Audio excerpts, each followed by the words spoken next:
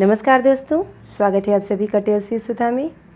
अगर आपने अभी तक मेरे चैनल को सब्सक्राइब नहीं किया है तो प्लीज़ इसे आज ही सब्सक्राइब करें और साथ ही बेल आइकन भी प्रेस करें, जिससे मेरे आने वाले वीडियोस के नोटिफिकेशन आपको मिलते रहें। मेरी वीडियोस के लेटेस्ट अपडेट के लिए प्लीज़ मुझे इंस्टाग्राम पर भी फॉलो करें। आज मैं लेखिका मन्नू भंडारी की एक रचना आपके लिए लेकर आई हूँ। कहानी का शीर्षक है मुक्ति। तो चलिए आज की कहानी शुरू करते हैं। और अंततः ब्रह्म मुहूर्त में बाबू ने अपनी आखिरी सांस ली। वैसे पिछले 8-10 दिन से डॉक्टर सक्सेना परिवार वालों से बराबर यही कह रहे थे, प्रार्थना कीजिए ईश्वर से कि वह अब इन्हें उठा लें, वरना एक बार अगर कैंसर का दर्द शुरू हो गया तो बिल्कुल बर्दाश्त नहीं कर पाएंगे ये। परिवार वालों के अपने मन में भी शायद यही सब चल रहा हो, पर ऊपर से तो सब एक दुखद मौन ओढ़े खड़े रहते, बिल्कुल चुपचाप। तब सबको आश्वस्त करते हुए डॉक्टर सक्सेना फिर कहते, वैसे भी सोचे तो इससे अधिक सुखद मौत और क्या हो सकती है भला। चारों बच्चे सिर्फ सेटल ही नहीं हुए हैं, कितना ध्यान भी रखते हैं पिता का, वरना आज के ज़माने में तो बड़े भाग्य से मिलता है ऐसा घना गोधा संयुक्त परिवार, जिसके आधे से ज़्यादा सदस्य तो इसी शहर में रहते हैं और बराबर जो अपनी ड्यूटी निभाते भी रहे हैं। कहीं कोई चूक नहीं, कोई कमी नहीं। परिवार के सब लोग चुप थे। मेरा मन जरूर हुआ कि उन्हीं की बात आगे बढ़ाते हुए इतना और जोड़ दूं कि कितनों को मिलते हैं आप जैसे डॉक्टर, जो इलाज करते करते परिवार के सदस्य भी बन जाते हैं, बाबू के तीसरे बेटे। पर कह नहीं पाई। मैं भी परिवार वालों के साथ चुपचाप खड़ी रही। और सबसे बड़ी बात तो यह है कि कितनों को नसीब होती है ऐसी सेवा करने वाली पत्नी। मैं तो हैरान हूँ उनका सेवा भाव देखकर। आखिर उम्र तो उनकी भी है ही, उसके बावजूद पिछले 8 महीनों से उन्होंने न दिन को दिन समझा, न रात को रात। बस लगातार और बिना वाक्य पूरा किए ही वो मुड़कर जाने लगे। पता नहीं क्यों मुझे लगता जैसे मुड़ते ही वे अम्मा के इस सेवा भाव के प्रति कहीं नतमस्तक हुए हों। और मैं सोचती कि चलो कम से कम एक आदमी तो है जिसके मन में अम्मा की इस दिन रात की सेवा के प्रति सम्मान है, वरना परिवार वालों ने तो इस ओर ध्यान देना ही छोड़ दिया है। बस वो जो करती हैं तो करती हैं। किसी ने इसे उनके फ़र्ज के खाते में डाल दिया, तो किसी ने उनके स्वभाव के खाते में, तो किसी ने उनकी दिनचर्या के खाते में। सबके ध्यान के केंद्र में रहे तो केवल बीमार बाबू। स्वाभाविक भी था, बीमारी भी तो क्या थी, एक तरह से मौत का पैगाम। हाँ, मुझे ज़रूर यह चिंता सताती रहती कि बिना समय पर खाए, बिना पूरी नींद सोए, बिना थोड़ा सा भी आराम किए जिस तरह अम्मा दिन रात लगी रहती हैं, कहीं वो भी बीमार न पड़ जाएं। फिर कौन देखभाल कर सकेगा बाबू की इस तरह। बाबू दिन दिन भर एक खास तेल से छाती पर मालिश करवाते थे तो रात रात भर पैर दबवाते थे। मैं सोचती कि बाबू को क्या एक बार भी ख्याल नहीं आता कि अम्मा भी तो थक जाती होंगी, रात में उन्हें भी तो नींद की ज़रूरत होती होगी, या दिन में समय पर खाने की। पर नहीं, बाबू को इन सब का शायद कभी ख्याल ही नहीं आता था। उनके लिए तो अपनी बीमारी और अपनी तीमारदारी ही सबसे महत्वपूर्ण थी। और इस हालत में अम्मा से सेवा करवाना, जहाँ वे अपना अधिकार समझते थे, वही अम्मा भी इस तरह सेवा करना अपना फ़र्ज समझती थीं। कई बार अम्मा को थोड़ी सी राहत देने के इरादे से मैं कहती, बाबू लाइए मैं कर देती हूँ मालिश, 4 बज रहे हैं, अम्मा खाना खाने चली जाएं। तो बाबू मेरा हाथ झटक कर कहते, रहने दे, नहीं करवानी मुझे मालिश। और इस उत्तर के साथ ही उनके ललाट पर पड़ी सलवटों को देखकर न फिर अम्मा के हाथ रुकते न पैर उठते। उसके बाद तो मैंने यह कहना भी छोड़ दिया। 3 महीने पहले बाबू को जब नर्सिंग होम में शिफ्ट किया गया तो ज़रूर मैंने थोड़ी राहत की सांस ली। सोचा अब तो उनकी देखभाल का थोड़ा बोझ नर्स भी उठाया करेगी, अम्मा को थोड़ी राहत मिलेगी। पर नहीं, नर्स से तो बाबू केवल दवाई खाते या बीपी चेक करवाते। बाकी की सारी सेवा चाकरी अम्मा के जिम्मे ही रही। अम्मा रात दिन बाबू के साथ नर्सिंग होम में ही रहती और मालिश और पैर दबाने का काम भी पहले की तरह ही चलता रहता। हाँ, डॉक्टर सक्सेना की विशेष सिफारिश पर रात में कभी कोई ज़रूरत पड़ जाए तो अम्मा के साथ रहने के लिए परिवार का कोई न कोई सदस्य आता रहता। कल रात 9 बजे के करीब हम लोग खाना खाकर उठे ही थे कि फ़ोन की घंटी बजी। मैंने फ़ोन उठाया तो उधर बड़े चाचा थे। बोले, छोटी, भैया की पहले आवाज़ गई और फिर थोड़ी देर बाद वे बेहोश हो गए। डॉक्टर सक्सेना को बुलाया। उन्होंने आकर अच्छी तरह देखा और फिर कमरे से बाहर आकर इतना ही कहा, बस समझिए कि कुछ घंटे की ही बात और है, आप फ़ोन करके बच्चों को बुला लीजिए। फिर उन्होंने नर्स को कुछ आदेश दिए और चले गए। सो देख, तू फ़ोन करके शिवम को कह दे कि सवेरे की पहली फ़्लाइट पकड़कर आ जाए। लखनऊ फ़ोन करके बड़ी को भी कह दे, वह भी जल्द से जल्द आ जाए। अमेरिका से नमन का आना तो मुश्किल है, पर सूचना तो उसे भी दे ही दो।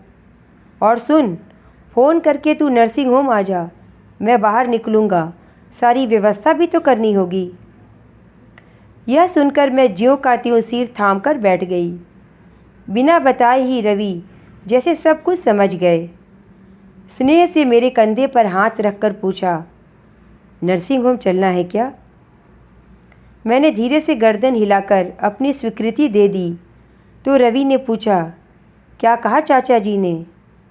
बाबू बेहोश हो गए हैं और डॉक्टर साहब ने अच्छी तरह देखने के बाद कहा कि बस कुछ ही घंटों की बात और है, परिवार वालों को खबर कर दो। यानी कि बाबू अब? और मेरी आवाज़ रुंध गई। रवि ने मेरी पीठ सहलाई और कहा, तुम तो हिम्मत रखो, वरना अम्मा को कौन संभालेगा? अम्मा की बात सोचकर एक बार तो मैं और विचलित हो गई, क्या गुजरेगी उन पर फिर अपने को संभाल कर उठी और सबसे पहले बम्बई बड़े भैया को फ़ोन किया। सारी बात सुनकर वे बोले, थैंक गॉड, बिना तकलीफ़ शुरू हुए ही शांति से जाने की नौबत आ गई। ठीक है, मैं सवेरे की पहली फ़्लाइट पकड़कर आता हूँ। पर देख, सुषमा तो नहीं आ पाएगी। दोनों बच्चों के बोर्ड के इम्तहान जो हैं, मैं अकेला ही पहुँचता हूँ। वैसे भी सब लोग करेंगे भी क्या? दीदी को फ़ोन किया तो उन्होंने भी इतना ही कहा कि जल्दी से जल्दी आने की कोशिश करती हूँ। इसके आगे पीछे न कुछ कहा ना ही पूछा। बाबू तो खैर जा ही रहे हैं, अम्मा के बारे में ही कुछ पूछ लेती, पर नहीं, लगा जैसे रस्म अदायगी के लिए आना है सो आ रहे हैं। हैरान सी मैं गाड़ी में बैठी तो रवि से कहे बिना न रहा गया। रवि, भैया और दीदी की आवाज़ का ऐसा ठंडापन, जैसे सब इस सूचना की प्रतीक्षा कर रहे थे, किसी को कोई सदमा ही न लगा हो। रवि ने कहा, ऐसा क्यों सोचती हो? याद नहीं कैसा सदमा लगा था उस दिन जब पहली बार डॉक्टर से कैंसर की रिपोर्ट मिली थी। उसके बाद कुछ महीनों तक तो कितनी लगन से बाबू की देखभाल और तीमारदारी चलती रही थी। शुरू के 4 महीने में 2 बार तो बम्बई से बड़े भैया आए, एक बार अमेरिका से छोटे भैया भी आए। उन्होंने तो बीमारी का सारा खर्च उठाने का जिम्मा भी लिया, वरना आज क्या बाबू नर्सिंग होम का खर्चा उठा पाते? फिर यहाँ रहने वाले परिवार के दूसरे लोग भी तो रोज़ हाजिरी बजाते ही रहे हैं। हाँ, समय के साथ साथ ज़रूर सब कुछ थोड़ा कम होता चला गया, जो बहुत स्वाभाविक भी था। मैंने भी सोचा, ठीक ही तो कह रहे हैं रवि, दूसरों की क्या कहूँ, मैं खुद अब कहाँ पहले की तरह 4-4, 5-5 घंटे आकर बाबू के पास बैठती हूँ। इधर तो 2-2 दिन छोड़कर भी आने लगी थी। शायद यही जीवन की नंगी सच्चाई है कि जैसे जैसे बीमारी लंबी खींचती चलती है, फ़र्ज के तौर पर ऊपर से भले ही सब कुछ जैसे तैसे घिसटता रहे, पर मन की किसी अनाम परत पर उस अघट के घटने की प्रतीक्षा भी नहीं चलती रहती। शायद इसलिए मौत की सूचना ने सदमा नहीं, राहत ही पहुंचाई सबको। फिर भी कम से कम मेरे मन में चलने वाली हर बात, हर सोच को अच्छी तरह समझने वाले रवि का एक हाथ मेरी पीठ सहलाने लगा। Relax Shivani, relax. इस समय सब बातों से ध्यान हटाकर तुम केवल अम्मा के बारे में सोचो। अभी तो तुम्हें ही संभालना है उन्हें। बाकी सब लोग तो बाबू में लग जाएंगे, पर अम्मा पर जो गुजरेगी। जानती हूँ, लंबी बीमारी ने जहाँ अंतरंग से अंतरंग संबंधों के तार भी रेशे रेशे करके बिखेर दिए, वहाँ एक अम्मा ही तो जुड़ी रही उनसे। उतनी ही लगाव, उतनी ही निष्ठा के साथ रात दिन उनकी सेवा करती रहीं। कितनी अकेली हो जाएंगी वे, कैसे झेलेंगी इस सदमे को। गाड़ी रुकी तो लगा, अरे नर्सिंग होम आ भी गया। समझ ही नहीं पा रही थी कि कैसे सामना करूंगी अम्मा का। जैसे तैसे हिम्मत जुटाकर ऊपर चढ़ी तो हैरान रह गई। अम्मा वैसे ही बाबू के पैर दबा रही थी। मुझे देखते ही बोली, अरे छोटी, तू इस वक्त कैसे आई। मैं समझ गई कि चाचा अम्मा को बिना बताए ही बाहर निकल गए हैं। मैंने भी अपने को भरसक सहज बनाकर ही रखा और जवाब दिया, चाचा का फ़ोन आया था, उन्हें किसी ज़रूरी काम से बाहर जाना था, सो उन्होंने मुझे तुम्हारे पास आकर बैठने को कहा तो आ गई। अम्मा का सामना करना मुश्किल लग रहा था, सो यूँ ही मुड़ गई। सामने टिफ़िन दिखाई दिया तो पूछ बैठी, 12 बजे तुम्हारे लिए जो खाना भिजवाया था खाया या हमेशा की तरह टिफ़िन में ही पड़ा है। अम्मा ने कहा, कैसी बातें करती है छोटी, कितने दिनों के बाद तो आज ऐसी गहरी नींद आई है इन्हें। पैर दबाना छोड़ दूंगी तो जाग नहीं जाएंगे, और जो जाग गए तो तू तो जानती है इनका गुस्सा। देखा नहीं कैसे लाते फटकारने लगे हैं ये। सो दबाने दे मुझे तू। खाने का क्या है, पेट में पड़ा रहे या टिफ़िन में, एक ही बात है। कैसा तो डर बैठ गया है अम्मा के मन में बाबू के गुस्से का, कि उन्हें सोता जानकर भी वे पैर दबाना नहीं छोड़ रहीं। पिछले कई महीनों से यही तो स्थिति हो गई है उनकी। खाना टिफ़िन में पड़ा रहे या पेट में, उन्हें कोई फ़र्क नहीं पड़ता। और इन सब के लिए उन्होंने ना कभी कोई किसी से शिकायत की और ना ही गुस्सा। गुस्सा करे भी तो किस पर। गुस्सा करना नहीं, बस जैसे गुस्सा झेलना ही उनकी नियति बन गई थी। आश्चर्य तो मुझे इस बात पे हो रहा था कि इतनी अनुभवी अम्मा को क्या ये बिल्कुल पता नहीं चल रहा था कि बाबू गहरी नींद में नहीं बल्कि बेहोशी की हालत में पड़े हुए हैं। क्या 8 महीने की लंबी बीमारी ने भूख नींद के साथ साथ उनकी सारी इंद्रियों को भी सुन्न कर दिया है। एक तरफ तो कुछ घंटों के बाद बाबू के साथ जो होने जा रहा है उसकी तकलीफ़, दूसरी ओर अम्मा पर होने वाली उसकी प्रतिक्रिया की कल्पना करके मैं सहज बने रहने का नाटक करने लगी। अजीब स्थिति से गुजर रही थी मैं। सवेरे ठीक 5 बजे बाबू ने आखिरी सांस ली।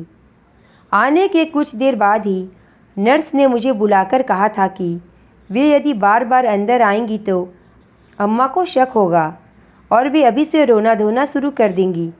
इसलिए मैं ही थोड़ी थोड़ी देर बाद बाबू की सांस का अंदाज़ा लेती रहूं, और मैं बाबू के सिर पर हाथ फेरने के बहाने यह काम करती रही थी। कोई 5-7 मिनट पहले ही उनकी उखड़ी उखड़ी सांस को देखकर मैं ही नर्स को बुला लाई। नर्स थोड़ी देर तक पल्स पर हाथ रखे खड़ी रही। फिर उसने धीरे से बाबू के पैरों से अम्मा के हाथ हटाए। सब कुछ समझकर बाबू के पैरों से लिपटकर ही अम्मा छाती फाड़कर जो रोई तो उन्हें संभालना मुश्किल हो गया। परिवार के कुछ लोग शायद काफ़ी देर से पहले से ही नीचे आकर खड़े हो गए थे। नर्स की सूचना पर बड़े चाचा, चाची और रवि ऊपर आ गए। ये सब लोग रात से ही इस घटना के लिए मानसिक रूप से तैयार थे। नहीं थी तो केवल अम्मा, सो उन्हें संभालना मुश्किल हो रहा था। चाची ने आंसुआई आंखों से अम्मा की पीठ सहलाते हुए कहा, धीरज रखो भाभी, धीरज रखो। पर अम्मा ऐसी ही रहीं और रोते रोते फिर जो चुप हुईं तो ऐसी चुप जैसे अब उनमें रोने की ताकत ही न बची हो। हथेलियों में चेहरा ढांपे वे बाबू के पैताने जस की तस बैठी रहीं। थोड़ी देर बाद नर्स के इशारे पर चाची, रवि और मैंने उन्हें उठाया तो उठना तो दूर उनसे हिला तक नहीं गया। मैं हैरान, अभी कुछ देर पहले ही जो अम्मा पूरे दमखम के साथ बाबू के पैर दबा रही थीं, उनसे अब हिला तक नहीं जा रहा था। गए तो बाबू थे, पर लगा जैसे जान अम्मा की निकल गई हो। घर लाकर उन्हें बाबू के कमरे में ही बिठा दिया। वे ज़मीन पर दीवार के सहारे पीठ टिकाकर बैठ गईं, बिल्कुल बेजान सी।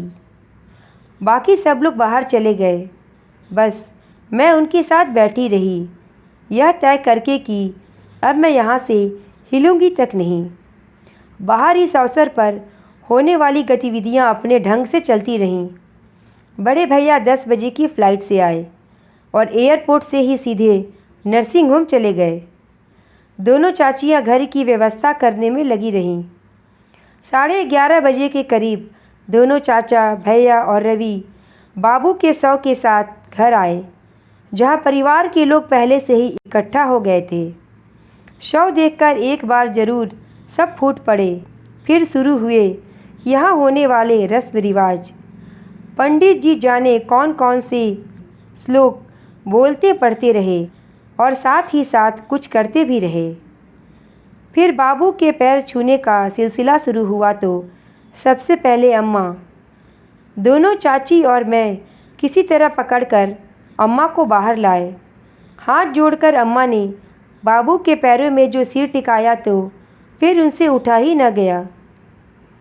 हम ही लोगों ने किसी तरह उन्हें उठाकर वापस कमरे में ला बिठाया और मैं पैर छूने की रस्म के लिए बाहर निकल गई। लौटी तो देखा अम्मा उसी तरह दीवार में पीठ टिकाए बैठी हैं और उनके आंखों से आंसू टपक रहे हैं। अम्मा की बगल में बैठकर उनकी पीठ सहलाते हुए मैं सोचने लगी, कैसी विडंबना है। आज अम्मा जिन बाबू के लिए रो रही हैं, कैसी ज़िंदगी जी है अम्मा ने उनके साथ। बाबू की हर ज़रूरत, उनकी छोटी से छोटी इच्छा को भी पूरा करने के लिए सदैव तत्पर रहीं। जरा सी चूक होने पर उनके क्रोध के भय से थर-थर काँपती अम्मा के जाने कितने दृश्य मेरी आंखों के आगे से गुजर गए और मैं रो पड़ी। पर इस समय यह रोना बाबू के लिए नहीं, अम्मा के लिए था। मेरा मन हो रहा था कि अम्मा किसी तरह थोड़ी देर सो लें, पर अम्मा तो लेटने तक को तैयार नहीं थीं। शाम 5 बजे के करीब सब लोग लौटे। नहाना धोना हुआ और तब बड़े भैया अम्मा के पास आकर बैठे। सबसे पहले उन्होंने हाथ जोड़कर ऐसी शांत मृत्यु के लिए ईश्वर को धन्यवाद दिया। फिर अम्मा की पीठ सहलाते आश्वासन में लिपटे सांत्वना के कुछ शब्द बिखेरे। फिर हिम्मत और धीरज रखने के आदेश देते रहे। वे और भी जाने क्या कुछ बोलते रहे, पर अम्मा बिल्कुल चुप। उनसे तो जैसे अब न रोया जा रहा था न कुछ बोला जा रहा था। देर शाम की गाड़ी से दीदी आईं और ज़ोर ज़ोर से रोते हुए अम्मा के कमरे में घुसी। हाय अम्मा, मैं तो बाबू के दर्शन भी नहीं कर सकी। अरे मुझे पहले किसी ने खबर की होती तो जल्दी आती। अरे बाबू, हाय अम्मा। मैंने ही उन्हें चुप कराकर जैसे तैसे कमरे से बाहर भेजा। मैं नहीं चाहती थी कि अब कोई भी अम्मा के पास आए। वे किसी तरह थोड़ी देर आराम कर लें, थोड़ी देर सो लें, पर यह संभव ही नहीं हो पा रहा था। रात में सारे दिन के भूखे लोगों ने डटकर खिचड़ी खाई। मैं जल्दी से अम्मा की प्लेट लगाकर लाई और बराबर मनुहार करती रही कि अम्मा कुछ तो खा लो, कल सारे दिन भी तुमने कुछ नहीं खाया था। पर अम्मा ना कुछ बोली न खाया। मेरे बराबर आग्रह करने पर उन्होंने बस किसी तरह हिम्मत करके मेरे आगे हाथ जोड़ दिए। उनके इस नकार के आगे तो फिर मुझसे ना कुछ कहते बना न खाते। दूसरे दिन सवेरे 10 बजे के करीब मातम पुरसी का सिलसिला शुरू हुआ। पुरुष लोग बाहर बैठ रहे थे तो स्त्रियां भीतर के कमरे में। सारी औरतें एक तरफ और दूसरी ओर घूंघट काढ़े घुटनों में सिर टिकाए अकेली अम्मा। औरतों में शुरू में थोड़ा रोना गाना चलता रहा और फिर इधर उधर की बातें। कोई बाबू की लंबी बीमारी की बात करता तो कोई उनकी हिम्मत की तो कोई उनकी धीरज की। नौकर के इशारे पर मैं आने वालों के लिए पानी की व्यवस्था करने रसोई में चली गई। पानी की ट्रे लेकर बाहर गई तो हर आने वाला परिवार वालों को सांत्वना देते हुए जैसे यही कहता, अरे भाई, यह उनकी मृत्यु नहीं, समझो उनकी मुक्ति हुई। बड़े भाग्यवान थे जो ऐसी जानलेवा बीमारी के बाद भी ऐसी शांति से चले गए। यह तो उनके पुण्य का प्रताप ही था कि ऐसे अशुभ मुहूर्त में प्राण त्यागे। कितनों को मिलती है ऐसी मौत। तुम्हें संतोष करना चाहिए कि ना उन्होंने कोई तकलीफ़ पाई न दर्द झेला, बस इस जी के जंजाल से मुक्त हो गए। हे परमात्मा, उनकी आत्मा को शांति देना। खाली गिलासों की ट्रे लेकर मैं फिर रसोई में आई तो बाहर से हड़बड़ाती हुई दीदी अंदर आई और बोली, छोटी अम्मा क्या वहाँ बैठी बैठी सो रही हैं? ये तो गनीमत थी कि मैं उनके थोड़ा पास ही बैठी थी, सो मैंने उनके हल्के हल्के खर्राटों की आवाज़ सुन ली। पता नहीं किसी और ने भी सुना होगा तो क्या सोचा होगा। उस समय तो मैंने जरा पास सरक कर उन्हें जगा दिया, पर उनसे तो जैसे नींद के मारे बैठा भी नहीं जा रहा है। तू चलकर बैठ उनके पास और संभाल, वरना फिर कहीं। अम्मा सो रही हैं? मैंने तुरंत ट्रे रखी और कमरे में आई। वहीं बैठी छोटी भाभी को इशारे से बुलाया और उनकी मदद से पास वाले कमरे में लाकर उन्हें पलंग पर सुला दिया और धीरे धीरे उनके सिर थपकाने लगी। देखते ही देखते वे सचमुच ही सो गईं, शायद एक गहरी नींद में। थोड़ी ही देर में फिर दीदी आईं और यह दृश्य देखकर हैरान रह गईं। भन्नाते हुए बोली, ये क्या, तूने तो इन्हें यहाँ लाकर सुला दिया और ये सो भी गईं? हद है भाई, बाहर तो औरतें इनके लिए मातम में शिरकत करने आई हैं और ये यहाँ मज़े से सो रही हैं। कल बाबू गुजरे और आज ये ऐसी। दीदी, मैंने उन्हें वाक्य भी पूरा नहीं करने दिया। आप नहीं जानती, पर मैं जानती हूँ। देखा है मैंने। इन 8 महीनों में कितने दिन बिना खाए और कितनी रातें इन्होंने बिना सोए गुजारी हैं। आप तो खैर लखनऊ में बैठी थीं, पर जो यहाँ रहते थे उन्होंने सब देखा है। उन्होंने भी कभी ध्यान दिया अम्मा पर? और तो और रात दिन जिन बाबू की सेवा में लगी रहती थीं, उन्होंने भी कभी सोचा कि वे आखिर कभी थकती भी होंगी? नहीं, बस जरा सी चूक होने पर कितना गुस्साते थे वे अम्मा पर कि वे थरथरा जाती थीं। दीदी, समझ लीजिए आपकी इन 8 महीनों में पूरी तरह निचुड़ गई हैं अम्मा। आज न उनमें बैठने की हिम्मत है न रोने की। परिवार की सारी औरतें तो बैठी ही हैं बाहर, आप भी जाकर वहीं बैठिए। कह दीजिए उनसे कि अम्मा की तबीयत खराब हो गई है, वे बैठने की हालत में नहीं हैं। मेरे तेवर देखने के बाद दीदी से फिर कुछ कहते तो नहीं बना, बस इतना ही कहा, हम तो बैठ ही जाएंगे पर। और वो निकल गईं। मैंने उठकर दरवाज़ा बंद कर दिया और दूसरी ओर की खिड़की खोल दी, जो बाहर की ओर खुलती थी। खिड़की खुलते ही बाहर से आवाज़ आई, यह दुख की नहीं, तसल्ली की बात है बेटा। याद नहीं डॉक्टर साहब ने क्या कहा था? भगवान ने आखिर इन्हें समय से मुक्त कर ही दिया। मैंने घूमकर अम्मा की ओर देखा कि इन आवाज़ों से कहीं वे जग न जाएं, पर नहीं, वे उतनी ही गहरी नींद में सो रही थीं, एकदम निश्चिंत। तो यह थी आज की कहानी मुक्ति। आपको ये कहानी कैसी लगी मुझे कमेंट करके ज़रूर बताइए, और अगर पसंद आई हो तो प्लीज़ इसे लाइक और शेयर करें और मेरे चैनल को सब्सक्राइब करें। धन्यवाद।